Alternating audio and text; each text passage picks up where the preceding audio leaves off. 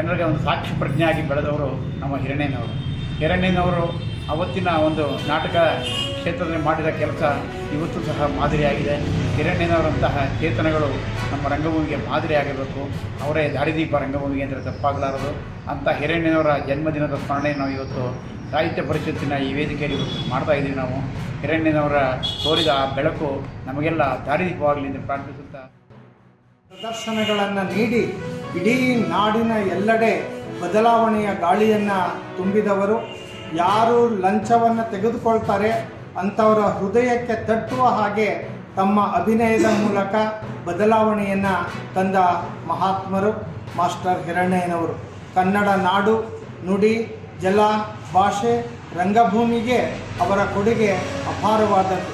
ಯುವ ಸಮುದಾಯ ನಾಟಕವನ್ನು, ರಂಗಭೂಮಿಯನ್ನು ಮತ್ತಷ್ಟು ಪ್ರೀತಿಸಲಿ. ಚಡ್ಡಿ, ಒಂದು ಬನೀನು, ಒಂದು ಹಳೆ ಟಬಲ್ ಹಾಕ್ಕೊಂಡು ನಿಂತು ಬಿಟ್ಟರೆ ಎರಡೇ ಚೇರ್ ಅದ್ಭುತವಾದಂಥ ವಿಚಾರವನ್ನು ಭ್ರಷ್ಟರಿಗೆ ಚುಚ್ಚುವಾಗೆ, ಮುಟ್ಟುವಾಗೆ, ತಟ್ಟುವಾಗೆ ಸಾವಿರಾರು ನಾಟಕಗಳನ್ನು ಹಾಡಿ ಅವರು ನೆನೆಸಿದ್ದಾರೆ. ಅಂತಹ ಮಹಾನ್ ಕಲಾವಿದನ ಜನ್ಮದಿನವನ್ನು ಇವತ್ತು ಆಚರಣೆ ಮಾಡ್ತಾ ಇದ್ದೀವಿ.